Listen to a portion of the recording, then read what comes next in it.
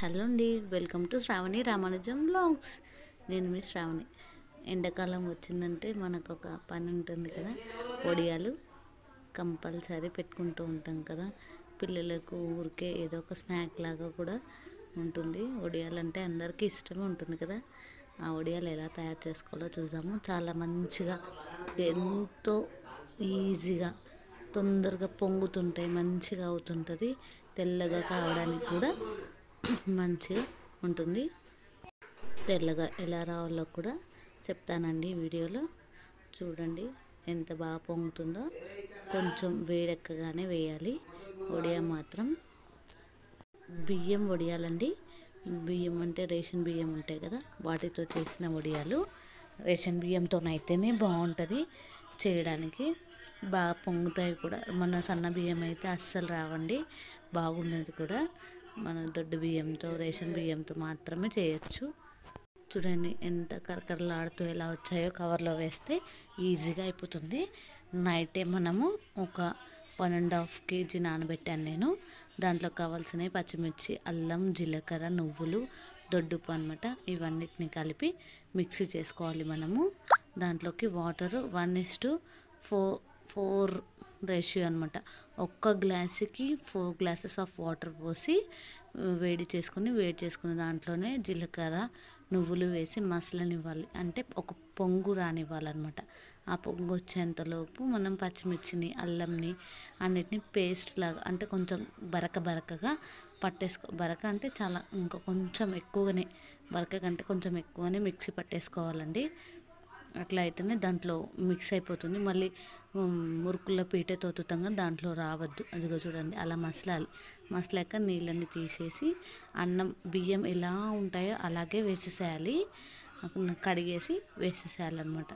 బాగా కలపాలి. అన్నం ఎలా అవుతుంది మెత్తగా. ఒకవేళ మెత్త అన్నం అన్నము దద్దోజనానికి ఎలా ఉడకబెడతామో అలా ఉడకబెట్టాలన్నమాట. ఇంకా దాంట్లోకి సరిపడా ఉప్పు మొత్తం మిక్సీలోనే వేసేసుకున్నాం మనము. మళ్ళీ వేయాల్సిన అవసరం లేదు. లేదంటే వాటర్ మసలేటప్పుడు వేసేసుకోవాలి. అన్నానికి సరిపడా ఉప్పుని బాగా మసలాక మంచిగా ఉడకనివ్వాలన్నమాట. అన్నంని బాగా ఉడకనిస్తేనే మెత్తగా అయిపోతుంది.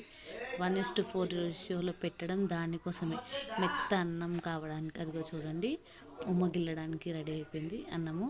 వాటర్ అన్నీ దాంట్లోనే ఇంకిపోవాలన్నమాట. చూడండి మెత్తగా అయిపోయింది. మీరు ఇప్పుడే రుచి కూడా చూడొచ్చు. దాంట్లో ఉప్పు కూడా ఏమైనా తక్కువైతే వాటర్లో సాల్ట్ కలిపేసి వేసేసుకోవచ్చండి. ఇంకేముండదు. కింద నుంచి బాగా అడుగంటకుండా కడపాలి, లేకపోతే మొత్తం గడ్డలు కట్టేస్తుంది. మనం దాంట్లో వేసి ఒత్తేటప్పుడు కూడా చాలా ఇబ్బంది అవుతుందండి. అందుకని ఉండలు కట్టకుండా లోపల నుంచి నీట్గా కలుపుకొని బాగా గట్టిగా కలుపుకోవాలండి. లేదు తక్కువ చేసుకుంటానంటే కూడా అలా కూడా చేసుకోవచ్చు. మేమైతే 2 సార్లకు అయిపోయేటట్టు పెట్టేసాము. అట్లా మనం మురుకులు ఒత్తేది ఉంటుంది కదా, దాంట్లో అన్నానికి సరిపడా పెట్టేసి స్టార్ పైన ఒత్తేసానండి నేను. మీ ఇష్టం, మీకు ఎలా కావాలంటే అలా ఒత్తచ్చు. ఇలా అయితే బాగుంటుంది అనమాట. స్టార్ లాగా ఉంటే బాగుంటుంది. కొంతమంది 3 ఉంటాయి కదా మురుకులు ఒత్తాయి, దాంట్లో కూడా ఒత్తుతారు. అలా పెట్టి గట్టిగా ప్రెస్ చేస్తే సరిపోతుంది. మన వడియాలు రెడీ అయిపోతాయి. కవర్లో అయితే ఈజీగా వచ్చేస్తాయి అనమాట. బట్టలో పెడితే ఒక్కొక్కసారి ఎక్కువ ఎండిపోయాయి అనుకోండి, అది వాటర్ పోసి తీయాల్సి వస్తుంది. కవర్లో అయితే ముందుగా చూపించాను కదా, ఇట్లా ఎండిపోగానే కవర్ దగ్గరకు అంటూ ఉంటేనే దగ్గరకు వచ్చేస్తుంటాయి. మళ్ళీ ఉల్టా పెట్టి ఒక 3 or 4 days ఎండబెట్టుకుంటే సరిపోతుందండి. చాలా అంటే చాలా మంచిగా టేస్టీగా వైట్గా, అంటే దొడ్డు బియ్యం బాగా కడిగి నీట్గా పెట్టుకుంటే వైట్గా కూడా వస్తాయి. చూడండి ఎంతో టేస్టీగా ఉండే వడియాలు రెడీ అయిపోయాయి.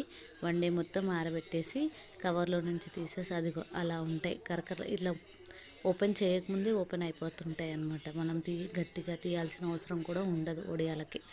అదిగో చూడండి ఎంతో టేస్టీగా ఉండే వడియాలండి. చాలా అంటే చాలా బాగుంటాయి, రుచికరంగా కూడా ఉంటాయి. పప్పుచారులకు కానీ, పెరుగులకు కానీ, దేంట్లో నంచుకొని తిన్నా బాగుంటుందండి. చాలా టేస్టీగా ఉండే వడియాలు. ఇలాంటి మరిన్ని రెసిపీస్ కోసం మన ఛానల్ని లైక్, షేర్ అండ్ సబ్స్క్రైబ్ చేయండి. Subscribe to Sravani Ramanujam blogs. Okay bye, మరి టేక్ కేర్.